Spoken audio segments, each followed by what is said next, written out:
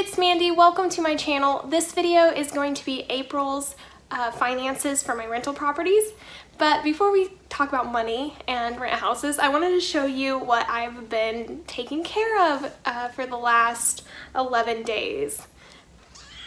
This little guy. He's gonna pretend to be mad for the video now, but he was happy and purring.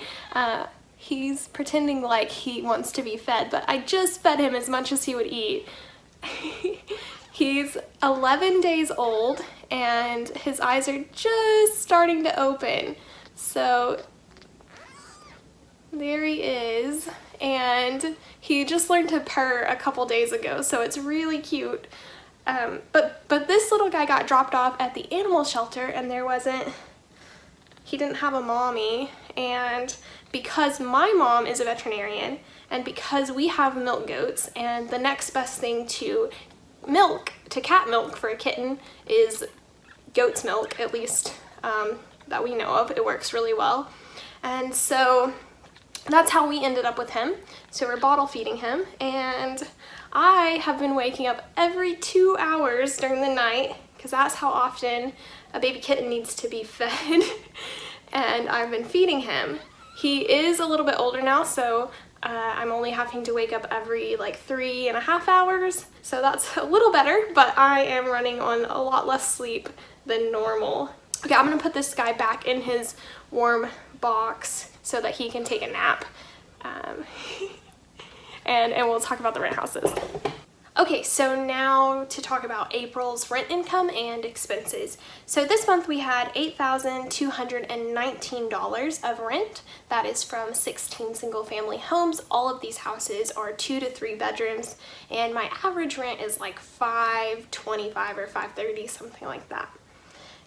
We also have a couple of houses that we have owner financed to past tenants, and the income from those owner finance properties was $1,652.10.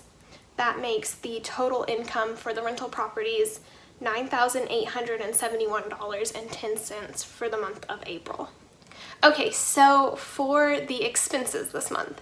Now, I apologize for literally repeating this every single month, but just in case there's somebody who hasn't watched my previous videos, in January I did buy 7 new properties. Those are my only properties that aren't paid off yet. So the first thing I pay every month is my repayment for that loan. It's a 10-year loan and it's at 2% interest, and I pay $2,760 each month. The next thing I paid was my insurance policy for 3 houses. Whenever I pay insurance, I always pay, instead of by month, I pay by year. And so 3 houses had insurance that came due this month, and that was $1,471 for those 3 policies. The next expense, I had a tenant call me up and say the handle broke on her sliding glass door. So that was a really easy fix. I was able to have her just send me a picture of it and to measure between the screws. And then I went to Lowe's. I got an exact replacement. I was actually surprised. I didn't know if maybe I would have to order it, but Lowe's had the exact handle for the sliding glass door. I just unscrewed the old one and screwed in the new one, and it worked like new. So that was a pretty easy fix, and that was $24.43. The next thing was on one of those 7 houses that we bought in January. One of the problems that I noticed right away was that the siding, not the siding, but the windowsills on the right side of the house. That's the only side of the house that's like directly exposed to the weather, because, well, the front of the house is brick, and then the other 3 sides are wood siding, but the back of the house has a big porch, and then it has a roof over the top of the porch, so it's pretty well protected from the weather. And then on the left side of the house there's a carport, so the same thing, that siding is pretty well protected. But on the right side of the house there's nothing to protect the wood siding. So the window seals had started to basically, like, they were pretty rotted. I was actually afraid that the windows might just fall right out of the house. I didn't know if that was possible, but I thought if it was possible, this was when it was gonna happen. And just because the condition of the siding was pretty bad as well, it either needed to be painted or replaced, I decided to just go ahead and get all of that wood siding on that one side of the house replaced with vinyl and get vinyl trim around the windows. Now I know you're thinking it probably looks tacky to have like brick in the front and then vinyl on one side and wood siding on the other sides, but they were able to match the vinyl to the wood siding really well. I mean, the color is basically exactly the same. I don't think, and it's like a really neutral tan color, so you're not gonna notice it unless I mean, from the front of the house, the only thing you can see is the brick anyway. But I think it looks pretty good actually. And now the windows aren't gonna fall out. So I'm happy with that. And it's $1,247 to do that. The next thing is there were a couple of dead trees in the yard of one rental property. And one tree had already been struck by lightning, so the top had been removed years ago, but it had one big branch left and then the big stump, and the branch was over the house. So I wanted to get that cut down because anytime the top's out of a tree, it's gonna be rotting in there and the rain's getting in, and the tree was dead anyway. But also the neighbor's house has this big tree leaning right over the top of my house. And so the ground's actually starting to come up where the tree's leaning. And so that's kind of dangerous. And so my tree removal guy, I could never get a hold of the neighbors. They're always, I think they only stay at the home like part-time, and they're actually from up north or something. And I have their mailing address, but it just seems, I don't know, maybe I should have emailed them or sent a letter or something. But the tree guy said if it's over, like the property line extends to the sky. So if the tree's over your house, you can cut the part down that's over your house. You can't cut the whole tree down, you can't kill the tree, but you can cut the branch down that's over your house. And so I said, great, go for it.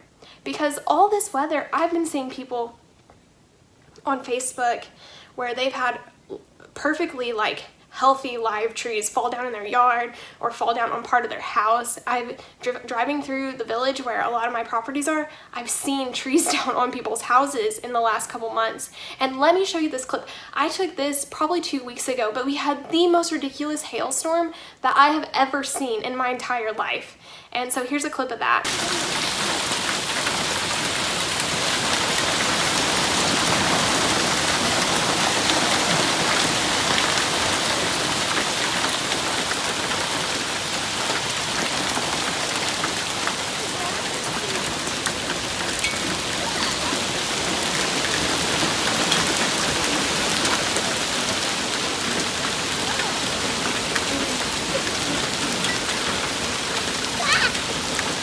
All this crazy rain, it's raining like every other day here, all this weather and the trees falling down has gotten me really worried about trees possibly falling on one of my rental properties.